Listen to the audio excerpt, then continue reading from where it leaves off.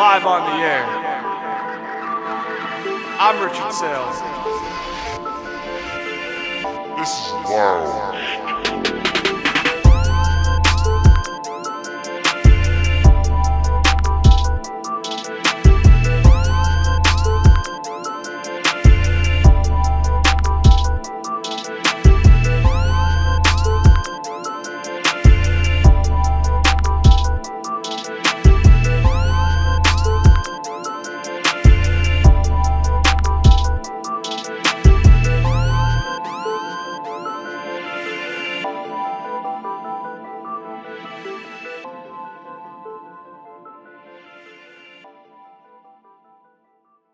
Hello, welcome back to another episode of Lounge Time. I'm your host, Rich Saile, and today, you guys know we have a very special episode when we got a guest in studio. You guys already saw him once a month ago, 2 months ago now, and I had him on early in the year. You guys really wanted him to come back.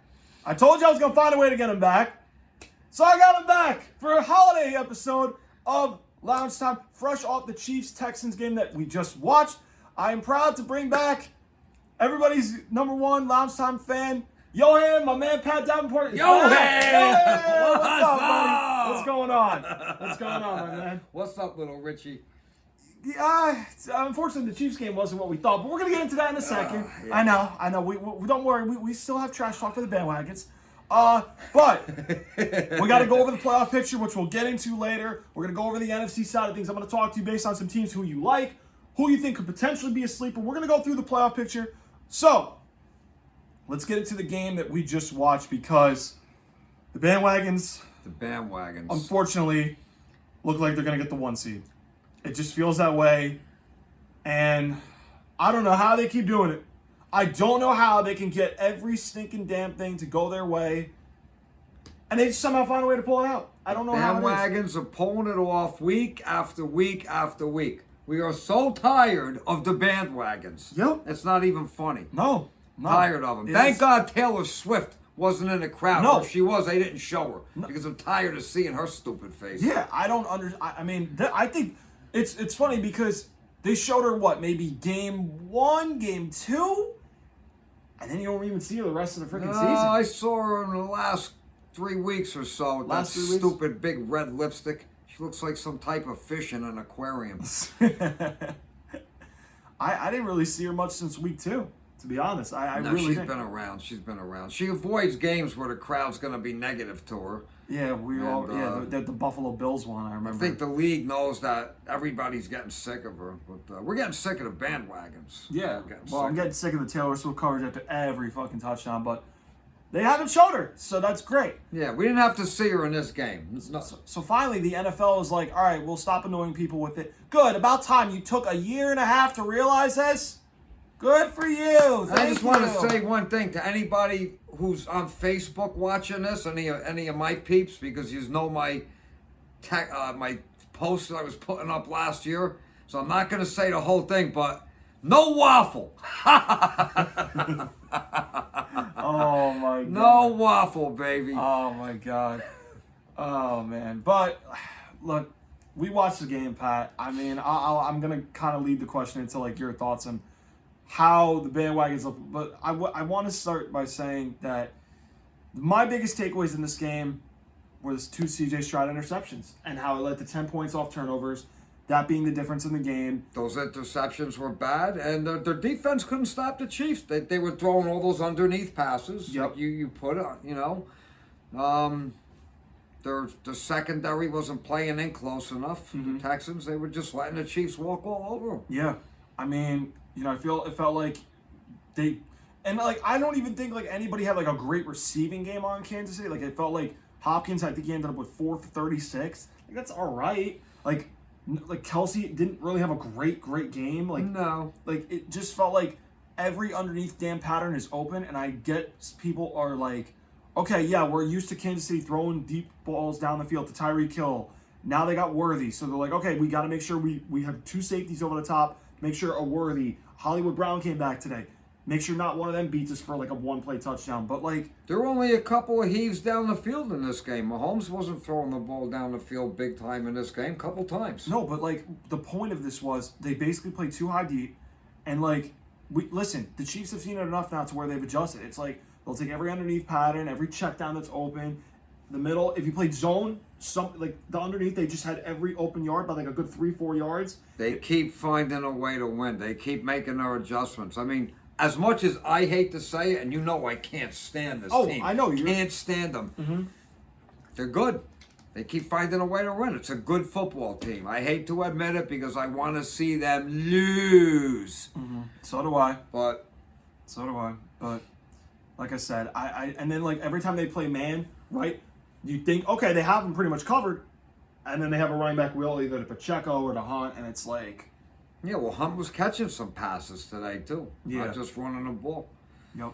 So it's just like it's like there was always somebody open, and listen, Andy Reid, I have to give him his flowers here. I mean, this guy literally is one of the best offensive minds probably in my generation that I've seen. Yeah, he is. You know what? I not that this has anything to do with anything, but I can't believe they let a wife beater back on the team because that's what Kareem Hunt is. We all saw that video 7 or 8 years ago. He punched his girlfriend in the face, punched her in the face like he was beating up a guy in a bar brawl, and then he started kicking her while she was on the ground in a hotel lobby. And I can't believe they let this guy back on the team. That's how bad this bandwagon team wants to win, that they got what I'm basically calling a wife beater they let back on the team. You know? Yeah, I mean, they just freaking find a way to like fill the roles. I mean, and I said like, you know, earlier, see, I don't think I told you this. It was I think a week or two before you made your first appearance. When they got D-Hop, I was like, oh, why do they need DeAndre Hopkins? What does he need, help? And like people were like going at me like, oh, like here we go, this clown doesn't know football and stuff on Twitter. I have the tweet actually on my like Twitter page at Loungetime Pod, by the way, and like they were like these bandwagons were going at me, and I'm like laughing. I'm like, okay, and they're like, oh, he did it with Juju was the number one wide receiver. Any real football mind knows Juju was not the number one wide receiver. It was Travis Kelce. Like you can't fool me. Like honestly. So I'm fine with it. I'm just saying how sensitive these bandwagons get the minute like. Oh yeah, they are sensitive. Yeah, I mean snowflakes. They're snowflake bandwagons. Yep.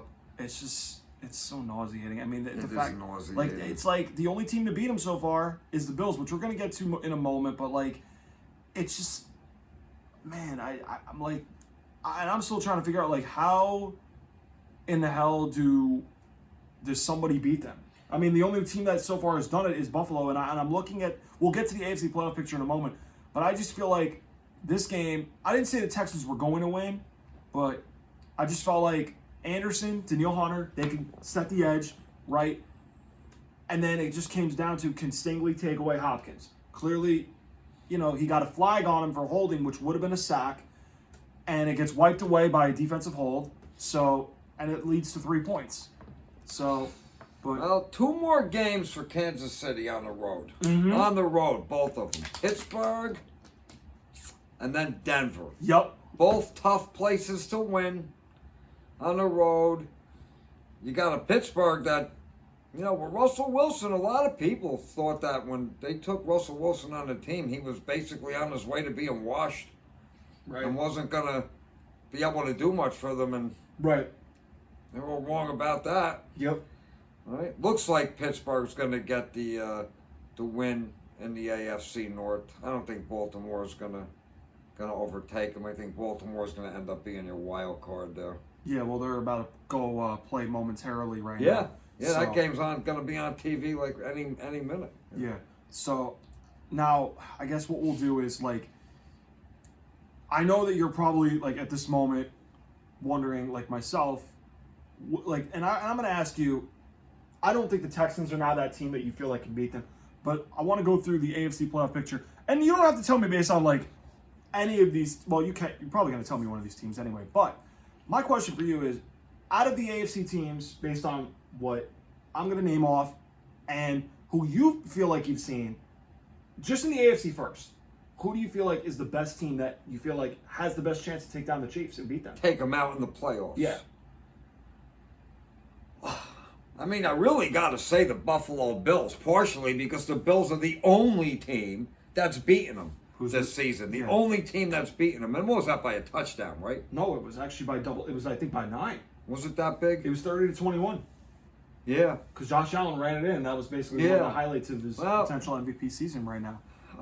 So, I mean, mostly I'd have to say the Bills, but you never know. I mean, it could be the Steelers. Who they play on Christmas Day.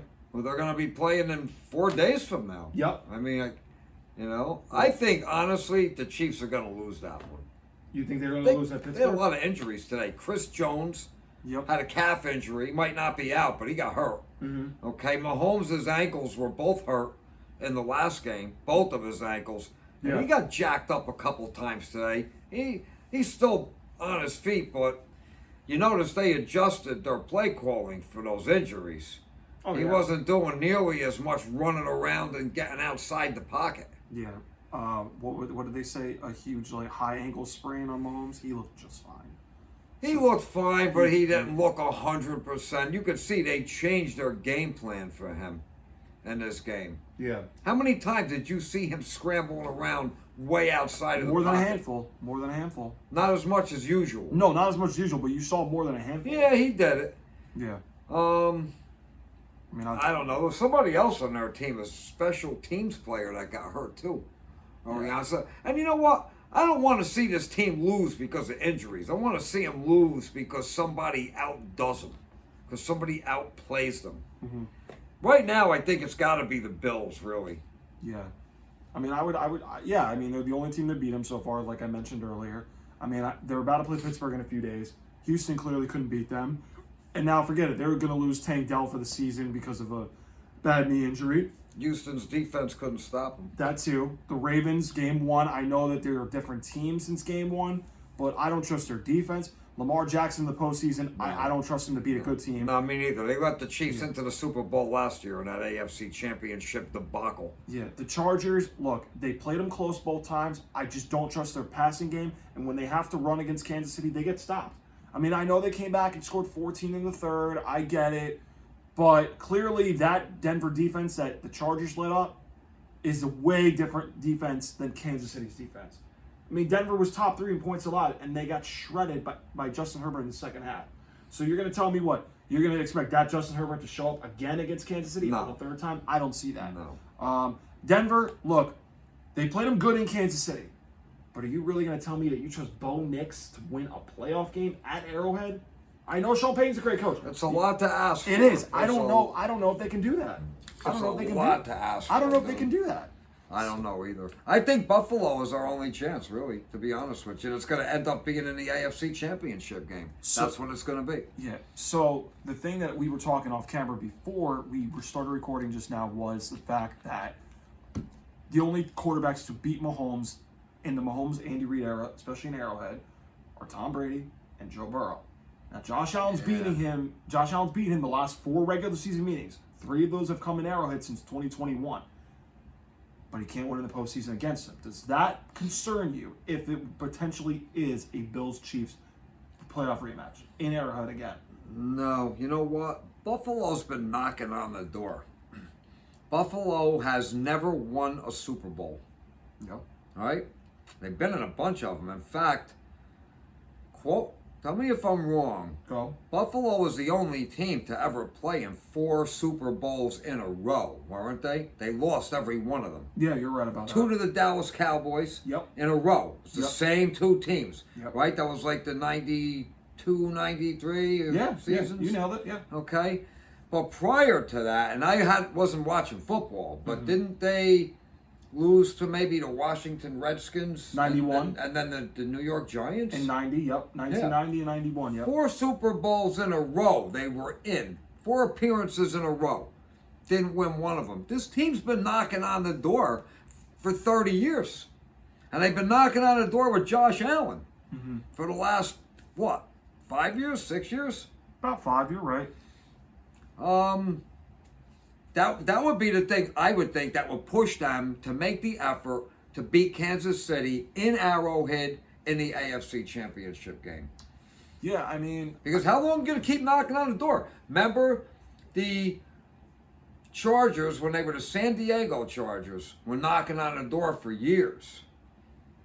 North Turner was their coach for a while, right? Yeah. And they kept getting knocked off by either your team, the Patriots, or they were getting knocked off by the Pittsburgh Steelers. I seem to remember about a 7-year period that the Chargers were knocking on the door. Even if they weren't in a championship game every year, but they were in the second round, they kept getting knocked off. And I remember the Patriots knocking them off. Who's the other team? I said the Steelers knocking them off. You can't keep knocking on the door forever. Yeah. You either got to go through the door and get the damn ring or go home. And that's basically what I think it's coming down to with the Buffalo Bills and Josh Allen. Their time is becoming limited. Yeah, I think I want to make a quick correction. The Chargers you're referring to when Marty Schottenheimer's last season as the head coach. That's who was coaching before North. Okay, Schottenheimer, right. He left the Chiefs and went to the Chargers. Yeah, so for some context for viewers, 2004, they lose in the wild card with Drew Brees against the Jets. 2005, they didn't make the playoffs because Brees obviously had that really bad shoulder injury. They move on from Brees, go get Phillip Rivers. That's the year LaDainian Tomlinson sets a single-season touchdown record. Those are the days I'm talking about. Yeah, 2006. That's Schottenheimer's last year. They were the 1 seed, 14-2, lose to the Patriots. Again, they lose to the Patriots with North Turner as the head coach in 2007. That's when LaDainian pulled himself out of the game. Point I was making is they were knocking on the door. Right, yeah. I mean, just like Buffalo's been knocking on the door. You can't keep doing that forever and falling short, because if you do, eventually your team's going to fall apart and you ain't getting nothing. Yeah, and this is Buffalo's year. Yeah, I mean, they got to do it. Yeah. I think they can do it. Yeah, I mean, and the Chargers they kind of fell apart after I think 2010 when they surprisingly had, and I don't know if you know this, but I'll tell you this anyway. In 2010, the Chargers had the number 1 offense, the number 1 defense, but they had the worst special teams in the league. And that team went 8-8, didn't even make the playoffs. Ugh. Yeah, that's how bad it fell apart for them in 2010. And then that's when... Yeah, I don't really quite remember what was going on. But to your point, yeah, like Buffalo, like they've been on that door, knocking down, and they haven't been able to quite do it. So like you said, I agree, it's that type of season, but when? And I just keep saying to myself, when are you going to be able to just break that door down? Because this season, they got to do it this season. Yeah. It's got to be done this season. Yeah. People have been calling for Sean McDermott to be gone, and I don't know if that's going to happen, but that talk's only going to intensify if you don't win. If these bandwagons get their three-peat, we are never going to be able to live it down. We're never going to hear the end of it. People like Nick Wright are going to be in their glory. I don't know if any of you people out there know who Nick Wright is, but we can't stand him. No, there's other people on X too. I just need them off my Twitter timeline, please, because it's so annoying. I can't fathom it. I'm adamant. They're not ruining my offseason. I have my celebration gear if they were to lose. Now I'm starting to think, damn it, I'm going to have to lock it up again. Because they're just, it's... We don't want to see my Yoham over here have a meltdown. I call him Yoham too, by the way. Yeah, he does. Raw Yoham. He does. Yeah. I can't stomach it anymore. It's just, it's my worst nightmare's happening right It's now. nauseating. It is. They're nauseating, they're toxic, they're delusional. It's just bad. Oh, your last show, you used that word, nauseating. I was laying in bed watching it. I can't have Brady call a Super Bowl where he sees his guy where he sees freaking Mahomes possibly eclipse him. I can't have that happen, and he will never eclipse him in my book. He will never do that. So, Mahomes will never eclipse Brady on my watch. He will not. Mahomes will never be the GOAT. Sorry, bandwagons, if we're triggering you. I see. I was gonna save this for a different show. I feel like now I'm gonna have to bring this out. Bring it out. Well, let me tell you a story too. So, this is the first time I'm telling the story since this. So earlier this year, I went to an awards called the Intercollegiate Broadcasting Systems Media Awards, right? For the college radio station I work for. That's some of the work I do outside of lunchtime. Okay? Yeah, I mumble that. And we went to this Sports Talk 101 thing, right? And we were challenged to give a hot take. And I'm thinking to myself, what's the one I'm going to do? I'm like, this may be controversial, but I'm going to say it anyway because it's what I hang my show on. And I said, Patrick Mahomes is not a top 10 all-time quarterback. And they were booing me. They were like, oh. And I was like, yep. And the one guy says to me, he goes, well, let's go. Let's hear the list. And I get up and I'm like, yeah, I'll tell you right now. Let's go. I'm like, I'll tell you. No, I'm not worried. So, I don't want to do this, but because I have this man on here, I will do it. I'm giving you my 10. I want to know if you agree. All right? So, I've got Brady 1. I've got Montana 2, because Montana was the standard before Brady. He was. So I have to put, out of respect, I have to put him 2. I have Peyton Manning 3, because of the regular season numbers, 5 MVPs. He won 2 Super Bowls with 2 different teams, 4 head coaches he took to a Super Bowl with. That means something. Okay. Right? 4, this is where I have this mostly up for grabs, but I could see any of these guys doing it. At 4, and I'm not going by sound like numbers and stuff for this, okay? Oh, can I try to second guess you before you go? Go. Troy Aikman or John Elway? Elway is up there. I was going to put Elway, but I have to put 4 Johnny Unitas because of the fact that he invented the 2-minute drill. He was the preeminent quarterback. Johnny Unitas, so you're going back to what, the 30s or the 40s? 50s and 60s, yes. Yes. Okay, but that dude was like gold standard for you. He was basically the guy who put the NFL on the map. You have to put him in there at number 4. Wait a minute. Wasn't his name Johnny Utah?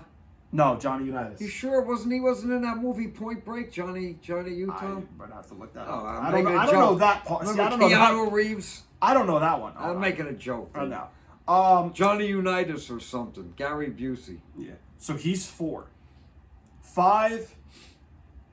I have to put Elway 5 because to me, you have the 2 Super Bowls. People are going to say, "Oh, well, Terrell Davis carried him." Well, the man Elway did win his MVP in his last NFL game. Does that mean something? Yes. The dude won 1 league MVP, and you're gonna listen too. He took 3 Denver teams that lost to 3 of the greatest teams in NFL history. The Washington Redskins in '87, Doug Williams literally goes off for like 4 or 5 touchdowns in 1 quarter. 1 quarter. The '89 Niners and the '86 Giants are 2 of the top 10, arguably top 15 greatest teams in NFL history. No shame in that. Denver was just outclassed. They were just those teams were just better. Okay? You can't blame Elway for that. I know people are like, well, if you're that great, you have to lift your team over the top. Yeah, well, tell me if Elway's better than a few of these guys that I'm about to mention. And I'm going to tell you who I have. So right now, for those that are listening, it's Brady, Montana, Peyton Manning, Johnny Unitas, Elway. Those are my 5. Right now, top 5. I'm just surprised because when you're saying Unitas, he's from way before either one of them. Right, I'm just trying to give context to why. So I would have thought you were going to stick with people say over the last 30 years or so. Yeah, but that's a different list. But I'm going like all the time. So all time. Yeah. So I've got those 5 right now. Now 6. This is where it gets a little debatable. I can't rule out Otto Graham. I know he's another one. That's 30s and 40s for you. I mean, that dude literally was like the winningest quarterback. Don't remember him. That's okay. I'm just, What about Terry Bradshaw? He was close. I'm not saying he shouldn't be. Uncle Terry. I'm not saying he shouldn't be, but like, those are. He got 3 rings, doesn't he? 4. Oh, 4. Yeah. Okay. So I gotta put Otto Graham 6. Now this is where it gets debatable, right? At 7, I gotta really think here a little bit because again, you could make the argument. See, my old man swears by him too. He's like in his like big 4 spot. I have to put him there because at his dominant stretch, it's hard to put somebody there. Now the new rules and stuff make it easy. 7, I have to put Marino. Oh, Dan Marino! Because of the numbers. Like that dude was on a record tear in the 80s into the early 90s. Into the 90s, yeah, I remember. Yeah, when I first started watching football, Marino was still on the Miami Dolphins. Yeah. I used to make a joke, I used to call him the statue. Because he stayed in the pocket. The guy didn't scramble, he didn't run, he just stayed in the pocket and threw the ball. But the only sad thing about him was no rings. Yeah. I mean, that's sad. I know. But like again, like people are gonna be like, well, so far, Rich, your rings are like the criteria. No, it's not all rings because no, it's not all rings. No, it's not. Okay, it's not all numbers too. Okay, it's basically context that doesn't get talked about in my opinion too much, right? So I've got Marino 7. Number 8. Again, see, this is where it runs a Brett little. Favre. Yeah, I think he's in my 10. He was like. He's my favorite quarterback. Oh, I like him. I always liked him. I like him. I just. Again, I like him. The gunslinger. I like him, but he made a lot of bad like game deciding like plays that went against him, and I just He's up there as far as that spot. I see. I got to put. I know he's having a down year right now. I'd probably put Rodgers 8 right now, even though he's having a down year. Now people are like, well, how? He's only got 1 Super Bowl appearance. Yeah, but he's got 4 league MVPs. I know as a person sometimes he's annoying. I know, but yeah, he is annoying. But like I said, I can't be dismissive of what the MVP numbers. Dude, if he's literally 1 MVP and 1 Super Bowl away from basically tying Peyton Manning's accolades. He's basically one of those each away, right? The problem is, well, he roomed the Jets. That hurts him, right?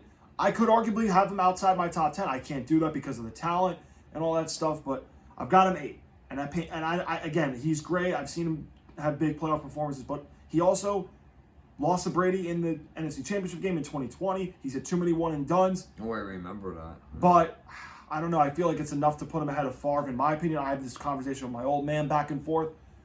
Now, 9 and 10, this is where That was Tampa Bay. Brady and Tampa Bay. That's how I said that, yeah, 2020. Yeah, but that wasn't... That was in Lambeau Field, though. Yeah. And that was the year he won the MVP, throwing 48 touchdowns. Yeah, I remember that. Yep.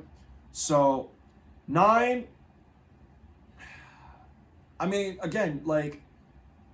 I see... Okay, now people are going to give me flack for this.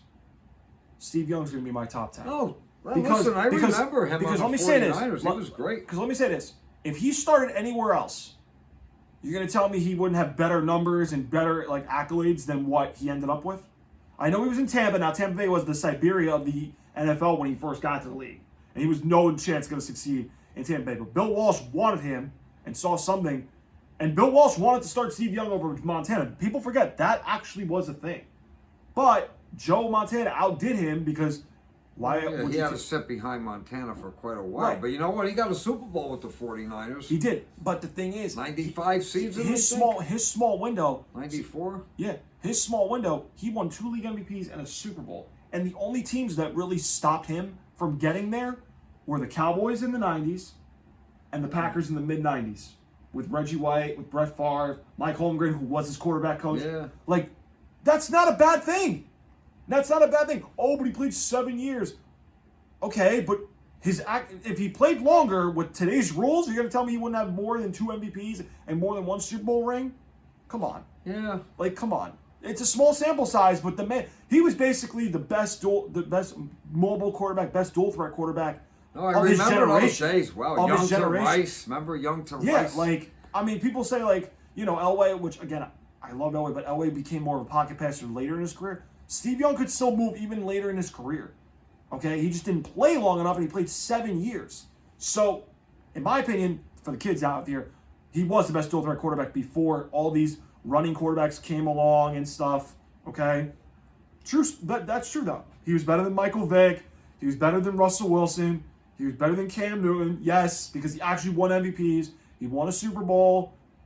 Okay, I know Wilson won one, but was that really him? That was the defense? Okay. Wilson is probably playing, if you ask me, his best football as a quarterback right now in the Pittsburgh Steelers. I hate to say it, but ooh, I don't know. But you know what? Like you said, with the Seahawks, look at the defense they had. Yeah. Not to take anything away from his talents as a quarterback, but that was the Legion of Boom. Yeah. Yeah. And then number 10, like, again, you made a great point about Terry Bradshaw. I want to put Favre there because he's the only player to win 3 straight league MVPs. Oh, I have Favre there before Bradshaw if it were up to me. But again, I see, here's another guy, Roger Staubach. The only team that stopped him was the Steel Curtain. Think about that. The only team to stop him was the Steel Curtain. That you can't dismiss him. I would like to put him there. Troy Aikman won 3. Only team that stopped him from winning 4 straight were the Niners. Well, that's the club that Mahomes has got himself into now. Is the club of 3 rings, 3 trophies in a 4-year period. Yeah. Because your guy Brady, Joe Burrow beat him. No, I'm talking about to have 3 Super Bowl wins in a 4-year period. Oh, yeah. Okay? The last person, obviously, is Mahomes. Just did it. Yeah. Right? Before that, it was your boy Brady. Yep. Back in the early 2000s, right? Yep. Beat St. Louis, 1 year off. Beat Carolina. Beat Philadelphia. Yep. 3 rings in 4 seasons. Yep. And then prior to that, it was Troy Aikman. Yep. And then Yeah. 2 against Buffalo, 1 year off, and then the Steelers. Yeah. 95 season. So 10. So Mahomes has now joined that club, which they can't anoint him to be the GOAT. No, but No, people because have, he's not the. Well, no, of course they're doing it, but there's a Yeah. lot of reasons behind that. No, some of which no. we're not going to go. We into already on went camera. into that though. We already went into that. Yeah, but And another, he's in that club now. Yeah. Mahomes. He's So- not in a club all to Yeah. himself. so like He again. gets to three-peat, we got a problem. Oh yeah, yeah. Then the list is in trouble. No three-peat No. from the chokes. No, I know. Well, okay. See, then like now we go to that 10 spot, right? See, Big Ben's won 2. Ben Roethlisberger's won 2 Super Bowls. Right? Yeah. He lost 1 to Aaron Rodgers, right? Who's technically, but again, do you really view Big Ben as better than Terry Bradshaw, Troy Aikman, Brett Favre? Big Roger Ben was Staubach? good. I don't know. I mean, He was good, he was man. good, but like that in that like He group, won a Super Bowl in his second season. he did, but you know. He was one of the best quarterbacks I ever saw who could throw the ball on the run while being chased. Yep. That first half a dozen seasons, it was amazing. That guy threw the ball better when he was on the run and being chased around in the backfield than he did when he was completely protected in the Yeah. pocket. It was amazing. Yep. And he was a big guy. Yeah. Bart Hard Starr, to take down. Bart Starr, another guy who won all those world championships with Green Bay. I won really the first remember 2. him. Yeah. One of the guys at my gym is an old-time Green Bay fan. He always talks about Yeah. Bart Starr. I don't remember that name. So okay, so now I remember Cordell. Oh, that was the Steelers. Yeah. So I'm now, sorry. no, it's okay. So now I'm gonna be put under the gun. Like who's the 10th spot, Rich? If I'm being honest, I'm giving it to Roger Staubach because Okay. because the only team to stop him was the steel curtain. If he didn't have the steel curtain, he wins more than 2. Okay. Now people are like, well, why isn't Bradshaw? Well, Bradshaw won the first 2 because of his defenses, and then the last 2 were because of him, right? Can you widely consider? I mean, again, I'm not going to dismiss the argument, but Roger Staubach, he was, again, the first of the mobile quarterbacks with Fran Tarkenton at the time, right? He was crazy. He was clutch, but a good, like, he was really good. Man, That's before The my man- time, but and- that's a cowboy if I remember yeah, and the man served our correctly. Navy too, Roger Staubach. So What's that? The man served our Navy, Roger Staubach too. So I feel like, you know what, I have to put him because his only teams that got in the way were the steel curtain. That's it. But like again, I wouldn't be mad if people have Bradshaw ahead of him. I wouldn't be mad if people have Favre, which I personally don't. But I like Favre. I just can't put him there. But again, that's my 10. So Favre had his hot and cold seasons. yeah, but I don't know if you would remember this, but I used to call his bad seasons his Shaggy seasons. Now, you ever know the show Scooby-Doo? yeah. Okay, you know who Shaggy is, right? Yeah, it's, the overgrown beard, yeah. the kind of mop. Yeah. Okay? Every now and then, Brett Favre would have a season where he looked just like that. He always had an overgrown, unshaven look. And this kind of long, not long, but kind of messy. He looked like Shaggy from Scooby-Doo. And those were always the seasons that weren't good for him. And then he had his seasons where his face was clean shaven and his hair was nice. And those were the seasons he won. And dude, I'm telling you, the Shaggy seasons. But he was the gunslinger. Yeah. He was the gunslinger. He was the guy who could throw the ball into triple coverage and put it right between the numbers. Yep. Thread the needle, as you call it. Yep. But That was my Yeah. my memories of Brett Favre Yeah. growing up. I would put him at number 10. I'd have to have him in my top and people 10. are like, well, Rich, where's Drew Brees? He was in your era. Well, again, I know he was the all-time leading passer before Brady broke that record and stuff. And he's got a Super Bowl over Peyton Manning, which again I can't dismiss another guy, but he really didn't. After 2012, he lost the Legion of Boom, no shame in that. But then there was a dry period, 2014, 2015, 2016, where they didn't really get back to the playoffs. And in 2017, I know he had some bad luck. Same with 2018, the no call. 2019, you lose to Kirk Cousins in the first round of the playoffs. 2020, he was just done. He couldn't even throw. It was hard to watch. But you could see it declining from late 2018 on with Brees. So I say No, we saw Peyton Manning have a decline like that too his last couple of years. Yeah, no, that the second half of He 2014. became a game manager for a couple of years. But he won as a game manager. He won as a game manager. So, like... You know what was the end of the Peyton Manning that we all knew to be the great Peyton Manning? Was that 43-8 Super Bowl against the Seattle Seahawks. Yeah. It was embarrassing. Yep. It was embarrassing. I have Derrick Henry in fantasy. That's why I'm just multitasking. Because I need him. I'm in my fantasy playoffs. We've got the Steelers-Ravens game on right behind you. Yeah. So, but anyway, my top 10. Brady, Montana, Peyton Manning, Johnny Unitas, John Elway. That's the 5. 6, Otto Graham. 7, Dan Marino. 8, Aaron Rodgers. 9, Steve Young. And number 10, I have to give it to Staubach. You got any issues? No. I don't know anything about Staubach. It's before my time That's with all football. right. Never even heard of Otto Graham. I know I'm going to get flack. Unitas, I only heard the name mentioned. Like I said, every time I hear the name, I laugh because in the Point Break movie, Keanu Reeves is with Gary Busey in the swimming pool, and Keanu Reeves' name in the movie is Johnny Utah. And he actually was a college football player, and Gary Busey doesn't want to have to train him. And he got him blindfolded, and he's like, he's talking to Keanu Reeves. He doesn't realize who it is, and he goes, yeah, they saddled me with some quarterback punk, Johnny Unitas or something. That's a good one. I'm gonna have to. Anybody out there listening to this, if you know the movie Point Break, you'll be laughing at what I'm saying. Yeah. So we're gonna go away from the bandwagons for now because I'm done talking about Yeah, them. we're done with the Right. bandwagons. But I'm gonna ask you basically about the other teams in the playoffs. Now we talked about them briefly because we're trying to look for a team that we feel confident can take down the Chief bandwagons. But I want to go through the rest of the AFC. So the rest of the AFC playoff picture is the Bills at the 2 seed. The Steelers are the 3 right now, playing the 5th seed Baltimore Ravens. We just watched the 4 seed Houston Texans. And then rounding out the AFC playoffs are the 6 seeded Chargers, who just beat number 7 seeded Denver Broncos. Right. So in the AFC, it's really in the MVP race, it's Josh Allen, Lamar Jackson right now, vying for that award. Right now, based on what you've seen, I don't know how much of each guy you've watched, who would you give the MVP to, Josh Allen or Lamar Jackson? Josh Allen. Why? Because he beat the Chiefs. See, that helps his case. That does help his case. He's the only one to beat him. That's true. Go ahead. Yeah, I mean... You know what? The Texans are losing right off the bat in the wild card round. I'll tell you that. They're right now toast they're projected because their wild card teams are going to be better than Houston.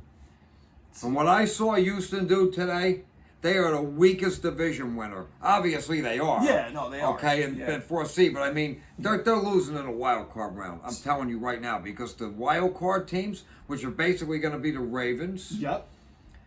the Chargers, and the Broncos. Correct. Okay, I don't think the Texans are better than any of those teams. I think even the Chargers, I think, are better than the Texans. Well, after Thursday, I mean, I had Denver defense and fantasy. Yeah, you know what? I think the Texans are gone. They're gone in a wild card round. They're gone right away. That Tank Dell injury's not helping. I feel like they're gone. It's not looking good. They're for gone. them. They can't stop anybody. No, they're just Tank Dell being out's going to hurt a lot. So again, it doesn't look good for them. That's a first down, King Henry. So you would have Baltimore beating Houston right now. Baltimore beating Houston, absolutely, in a wild card game. Yeah, that's what you would absolutely. Have. Yeah. I'd have Denver beating them too.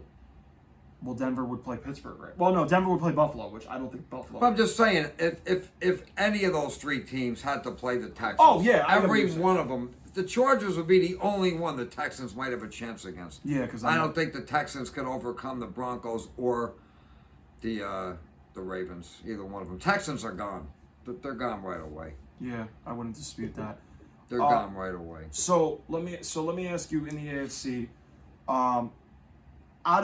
so obviously I know the Texans won't be the answer to this question, but who's a team out of the playoff picture I just told you in the AFC that you feel like people are a little bit sleeping on right now? That you feel like they can make a run at this? I'll give you the rundown if you want. No, I know what the rundown is. Not the Texans. I know they're not your sleepers, but who would be a potential sleeper? The Denver Broncos. Good pick. Good pick. Denver Broncos. I mean, Steelers aren't a sleeper. Steelers look good. Yeah. Buffalo's definitely not a sleeper. Steelers definitely got into the second round. There's no doubt about it. They're not losing in a wild card round. Yeah. Even if they got to play the Ravens, which I don't know how those seeds. I know how it works. I can't think how it's lining up. But Steelers aren't losing in the wild card round. They're going to be in the divisional round. Texans are gone. I think the Chargers are going to be gone too. Mm-hmm. And there would be one more team gone, right? You have 3 teams. Yeah, well, if you have the Broncos, you have them playing Buffalo, but you got to hope that they don't play Buffalo first. Well, if that's the case, then I want the Broncos gone too, because Buffalo's the only team that's going to give us what we want. Yeah. And if Broncos end up as the 6th seed, they play Pittsburgh, which you don't want also. No. So you got to hope the Broncos somehow get that 5 spot, which won't be easy. Which will not be easy. So let's go to the NFC real quick, because the NFC things are a little interesting at the top, right? The Lions, the Vikings tied for the lead in the NFC North, right? Green Bay not that far behind. You're going to get 3 to 4 teams in that division. Well, they're basically going to get in. Yeah. The Eagles are the other team that's clinched in the NFC, but after those 3 teams that have clinched, right? You've got Tampa Bay at 8-6. They've been consistently a playoff team ever since Brady went and Baker had that run last year where they went to the divisional round and they lost to the Lions. You've got the Rams coming along, with Sean McVay and company. The Rams are the Rams. They are what they are. Matt Stafford, Sean McVay. I mean, they're not, they're Green Bay. But yeah, Green Bay obviously right now, they're at 6. And then, you look at some of these teams in the hunt right now. Washington is currently the 7th seed at 9-5. Seattle's the 8th seed at 8-6, game out. And then you look at teams like Atlanta, Arizona, waiting for chaos to happen for one of them to squeak in. Those teams are all junk. The NFC, the whole conference is junk. So let me ask you in the NFC, who do you feel like right now would be your favorite coming out of the NFC right now? Detroit's dealing with a bunch of injuries now. Philadelphia's playing really good football. They've won. And the Super Bowl, you mean? As a Super Bowl contender? Or? You could say the favorite to get to the Super Bowl in the NFC. Philadelphia's won 10 straight. I want to say the Lions, but with these injuries and some of the stuff that's been going awry, I don't know. Maybe the Eagles. You were telling me earlier, because I haven't seen a lot of Eagles games this season, but you said their defense looks really good. Yeah, Vic Fangio's done a tremendous job with that defense. I mean, you could see conditioning's better, their tackling's better. Just the fact that they basically went a 360 from last year. They couldn't stop anybody last year with Sean Desai or Matt Patricia last year. Fangio comes in. Took them time after 4 games, but now the Eagles they might beat them 1. I mean, Jalen Hurts is playing as good as ever, right? I mean, surprisingly, they had the 31st ranked passing game last week in the NFL, but it didn't matter. They still beat Pittsburgh pretty good, 27-13. Yeah, and there you go. They beat the Steelers, who so have been a good team this year. Yeah, so and again, Jalen Hurts too. He played Mahomes very tough in the Super Bowl. And most of that team is basically still there. That was 2 years ago. 2 years ago, yeah. Yeah, well, the refs threw that game. Well, yeah. Yeah, that little phantom holding call. They're like, oh yeah. Yeah, phantom holding. We're gonna get. That's the key word. We're gonna decide the game on a holding call. Yeah. Yeah. So. Well, you know what? The Chiefs should have definitely 2 more losses besides the one they have if it weren't for referees making bad calls right at the very end of the game when there was 30 seconds left. We saw them hand them two wins that they didn't deserve. I'm sorry. That's the way I feel. And we know who they were. It was the Falcons and the Bengals. Yep. Both of them games they should have lost. There's been other games too that they should have lost. I said it in the last show you had me on, and I'm saying it again. Yeah. So let me kind of go through. I know you want to say the Lions right now, but right now they're a little the injuries are mounting up like crazy. Well, that's who I'd like it to be, the Lions. Yeah. I don't think it's going to be with all this stuff that's going wrong for them. I think it's going to end up being the Eagles. Mm-hmm. So, looking at the NFC, right, the Lions are dealing with a bunch of injuries, and they're battling Minnesota for the division, and they're going to play Minnesota in the last week of the regular season, potentially for the NFC North, potentially if they're able to get that bye week. But Philadelphia is battling with them, so there's a 3-team race for the 1 bye in the NFC. Meanwhile, as far as sleepers for the NFC goes, Green Bay's 10-4, looking like they're going to be maybe the 6th seed. Tampa Bay's caught fire with Baker Mayfield. Mike Evans is back in the lineup. They're 8-6. The Rams who Sean McVay, Puka Nacua has been on a monster season Nacua. with Cooper Kupp. I mean, that dude's a baller. I would ask you this. Who do you believe is that team in the NFC that they can make some serious noise with the Lions dealing with injury problems? We're not sure how Sirianni's going to get in the way of Philadelphia in a little bit. Minnesota, we know, could be fraudulent a little bit. Who's that team in the NFC below those three teams that you're like, I could see them on a run here? Washington. With Jaden Daniels? Yeah. I don't know about that. I've got questions, but why? They're another team that's just due. I don't know why. It's just a gut feeling. They're just due. They're due. I got a little questions about that offensive line. I mean, to be fair, and I had this from a friend that's a Commanders fan. Well, I could say Tampa Bay. See, that's not bad. Okay, That's the not only thing is, and I hate to say it, I don't trust Baker Mayfield. I mean, He's playing better football than he's ever played before, and the maturity level of his attitude has gotten much better than it's ever been before, but I don't trust him. okay, I don't trust Baker Mayfield. that's fair. And I don't have anything legitimate to back up my claim with the Washington Commanders. Gut feeling. I mean, again, This thing's got to shut up. I had enough of this. I would say to you, like, the one thing that my friend that's Commanders friend has told me is the fact that they haven't really beat a team really over 500 much this year, and when they have played teams over 500, they haven't been able to quite win those Who games. is this? The Washington Commanders. Because I was paying attention to my stupid phone, which keeps making noise. I shut it off. It's a gut feeling, dude. It's No, just it's a gut okay. feeling. It's It's one okay. of I'm them, one of them things I have nothing to back Yeah. it up. It's Nothing at all to It's back okay. it up. I'm just giving you some insight. Nothing. Got nothing to back it up, little Richie. It's all right. I'm just giving you some insight. You know, just helping a guy, one of lounge time. There's only one thing I have against the Washington Commanders. Uh-oh. That they let somebody bully them into changing their name from the Redskins. That's the only thing I have against that team. Because they should have just stood up and said, we're not changing our name. Well, my friend, The only thing I got against them. my friend, as a Commander fan, would probably agree with you. Well, no, he would agree with you on that. He's told me that why did we change our name from the Redskins? Well, that's a whole nother show we could do. Oh, on that, and it would end up being a political show, not a sports talk show. So that I'll leave for him because Yeah. he's a Commanders fan. I'll let him get into that with me. that's right. I'll tell you what. I mean, when I look at the NFC, I mean, I think right now, if it's Tampa Bay, Green Bay in the first round, that's a fun game to watch from a fan perspective. I think that's going to be better than people think because both of these teams, I think, can legitimately make a run to the NFC Championship game. I do. I mean, I would say Green Bay more so than Tampa. Green Bay definitely more so than Tampa. But Yeah.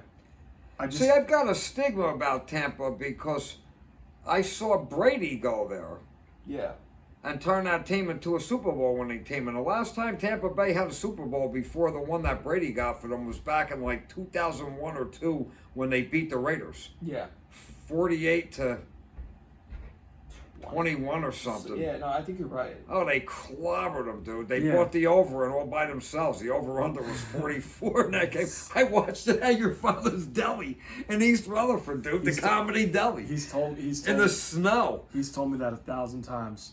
That story. No, and it's funny. It's actually funny. He tells that story a lot. Where he's like, But they got a stigma since Brady went there. And listen, I loved them because for number one, that was the season that I turned against Machokes yes, you did. and the Queefs. Yes, you did. Yes, you did. Was that right when the playoffs started? Yeah. And I was like, you know what? I'm rooting for this guy Brady and the Tampa Bay Buccaneers. And did I get what I wanted? Yeah, that was the last real 31-9. Well, but nobody wants to talk about that though. Oh, I'll talk about it So all will day long. So will I. I know what We happened. could do a whole show on that Super Bowl. We can. We can do that. We can do that. Yeah. But then again, I look at like the Rams and I say to myself, well, look at how they played Detroit. The last two meetings that they've played, they've lost by 1 in the wild card last year in Detroit. They lost by 6 in overtime this year. And I'm saying to myself, if the Rams play the Lions, I wouldn't rule out Sean McVay winning against Dan Campbell. I wouldn't rule out Sean McVay. I wouldn't rule that offense out because they could score. They could score, and the Lions are just gimping their way in. And I feel like if any team needs to buy of the three, it's definitely the Lions for injury purposes. But it's just, I don't know how many, like, it's like the cat with the 9,000 lives, right? It's just like, how many more do the Lions have? And I feel like they're just running out. It's just, they're running out. And I want them to go to the Super Bowl. I really do. I don't think they will, though, because it's just. Well, you know what? As much as I'd like to see the Lions get a Super Bowl, right now, the only team I want to see go to the Super Bowl is the team with the most potential to beat Machokes and the bandwagons. And you think that's Buffalo, right? No, in the Super Bowl. If Machokes, what I'm saying is, as far as the NFC teams, Yeah. I'd like to see the Lions go to the Super Bowl. But if their injuries are enough that they wouldn't be able to beat the Chiefs, if the Chiefs make it there, then I don't want them in the Super Bowl. Yeah.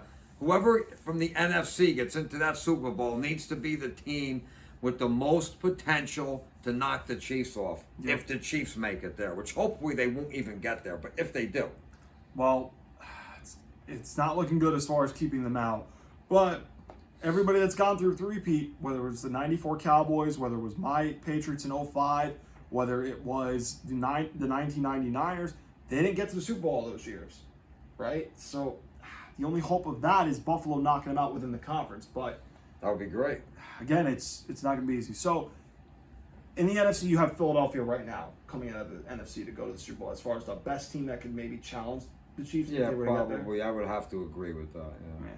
I mean, I feel like, the NFC, there's definitely more sleepers that I feel like you can definitively say have a chance to make a run. I feel like, between 3, 4, and 6, I just, something feels missing with Minnesota. Something feels missing. I know O'Connell's doing a good job with Sam Darnold, but it just feels like something's missing. I just can't quite get behind them yet. I was surprised because I have not been watching any Minnesota games this whole season. Mm-hmm. And I didn't realize how good their record was until just last Sunday. Mm-hmm. Or maybe it was Monday night. Did they play Monday night? Yes. Okay, I watched 3/4 of a Monday night game at a friend's house. Yeah. And I was shocked that their record was that good because I hadn't been paying any attention to them Yeah. this season. And I just didn't realize they were doing that good. But I don't remember Sam Darnold being all that. I mean, he was a Jet to begin with, He right? was not good with the Jets. And he at was all. awful. Yeah, he was not good with the Jets. No, and then he got bounced around to a few places, didn't he? Well, I remember he went to. wherever Well, I know he went to Carolina. Then he went to San Francisco as a backup under. Yeah, he was getting bounced around. He Yeah. was, And then he went to Minnesota, and now he potentially might be making $30 million a year next season. yeah, who knows? Listen, it's all going to play out in the next 5 weeks. Well, yeah, I mean, when we look at like 5 or 6 weeks, it's all going to play out. I mean, but we all got to have like picks of who we think is gonna pull it out in the end. So, I know that we talked a while ago about like who you got going to the Super Bowl. I know you had Buffalo against, I think it was Detroit. you did. You still sticking with it? Do you feel like? No, that was what I said a ways back. I was wondering if you were gonna stick with that. Do you have a change? Mostly going by things you're telling me, I'm thinking Buffalo Eagles. All right. Buffalo Philly. So okay, I mean, yeah, I mean, at the time I did get you. Philly was dealing with some issues a little bit. Now they're kind of just hanging in there for a little bit, right? Now it's like, okay, are they going to figure this out? Like, so, again, it's now Philly's got it rolling. I mean, the only thing that I worry about with them is Nick Sirianni going to get in the way, because he's the one guy that I feel like if he messes it up, it's going to be the guy that derails their season. They have talent everywhere. They're probably the best roster built in the National Football League, because you got A.J. Brown, who can win one-on-one with anybody in the league. You double him, Devontae Smith's an elite route runner. You still got a solid tight end in Dallas Goedert. Saquon Barkley, who the Giants let go, potentially could still get over 2,000 rushing yards from the Oh, Giants. yeah. He's So, still like, a potent running back. And that's what, DeAndre Swift, nothing against DeAndre Swift. I had him in fantasy last year. He did good for me. But Saquon Barkley is way better than DeAndre Swift was for them last year. Way better. That offensive line still got veterans. I know Jason Kelsey's gone, but you got Lane Johnson, a Hall of Fame caliber right tackle. You've got Jordan Mailata, one of the young up-and-coming offensive lineman stars in the National Football League. Landon Dickerson, left guard, one of the top guards in football. Hurts, we know what he did in the Super Bowl, played really well. That defense, that kid Jalen Carter, on the defensive tackle, he's a game wrecker, and he's in year 2. I saw the flashes year one, and I saw it at Georgia, and I'm like, wait till he learns the game. And like that defense, Nolan Smith's good. I mean, those linebackers are better since Devin White's gone now. I mean, again, like Reddick's gone, they got that distraction out of the way. And their secondary, surprisingly, Darius Slay, there's no issues with him. Quinyon Mitchell, Cooper DeJean, who I thought they stole in the draft, they're playing absolutely great for those two guys. But, I mean, right now, I'd have to say Philly right now would be the favorite in the NFC. The Lions, as far as offensive firepower can do it, I just feel like the injuries are catching up. I'm not believers in Minnesota, but I think as far as sleepers go, Green Bay's 1. I got the Rams 2, and I got Tampa 3. But Green Bay and Tampa might meet in the first round, so one of them's already off the bat. Well, Green Bay I definitely agree with. Yeah. I don't know about Tampa. Like I said the Commanders, that's a stupid gut feeling. One of them things that people be scratching their heads over going, really? Yeah. Wow. I mean, What do I know? I mean, I'm fine with you being different, but I have to just, kind of point out some things that my friend as a Commanders fan has told me. So, yeah, I mean, we can only pray that the bandwagons go down. I mean, right now it's not looking good. But one day it will happen when they lose in the playoffs, and I will be happy. And the bandwagons will not ruin my offseason. It will happen one of these days. It's going to happen this season. I hope so. It has to. It has to happen this season. I really hope so. It does. I really do. And I will be back on Lounge Time when that happens. Oh, I want you on for a third appearance. I'll get my 3P. I want you on for when that happens. I personally have told this man I want him on when the Chiefs lose. I mean, I might have to take a day off of college if the Chiefs lose. but I might piss people off, and I don't care. I'll do it. It'll be worth it if they lose. He'll do it. I don't care. I don't He'll care. do it. I will give the people what they want. If they lose, oh my God, it'll be so funny. I have the props ready when they lose. I have it ready, but I'm afraid I'm gonna have to lock them up again. But I hope not. But you know what I'm talking about. I know. You know. But I know. We'll have it ready. As always, Yoham, it's great to have you back, and I'm glad you came back on. Thanks for having me on the show again, man. I will get you on if the Chiefs lose. We're going to work that part out. But, guys, thank you so much for tuning in to Lounge Time. I hope you guys have a wonderful holiday. Here's what we're going to do, though, regarding next week for Christmas. I will make Lounge Time on Tuesday following the Monday night games, and that way I can kind of just give you the Christmas Day picks. Last Thursday night game, I'll probably just pick on the episode because that'll be the last Thursday night game. So we'll go over a little bit of the first round of the college football playoff. They're going on right now. Clemson against Texas right now. And then tonight, Tennessee, Ohio State. I'll go over that on Tuesday as well, along with the NFL Week 16. I want to make sure I have the right week. Yeah, because we're at 18 games. So, yep. And then preview Week 17, NFL Week 17, which we'll do. And then pretty much, guys, before you know it, the playoff show will be starting upon us, where I will go through my playoff bracket and who I have winning. So before you know it, you guys don't want to miss out. There's a lot of playoff content. We will get guests on, potentially him if the Chiefs lose. We'll be keeping an eye on things. But, guys, I hope you guys have a wonderful holiday. I will make this episode on Tuesday, try to have it out Tuesday night. If you guys don't watch Tuesday, I hope you guys have a wonderful holiday with your families. Merry Christmas to everybody. Merry Christmas. And Happy Hanukkah to those as well. Until then, I will see you guys next week on the next episode of Lounge Time. Have a great weekend, everybody. Yoham.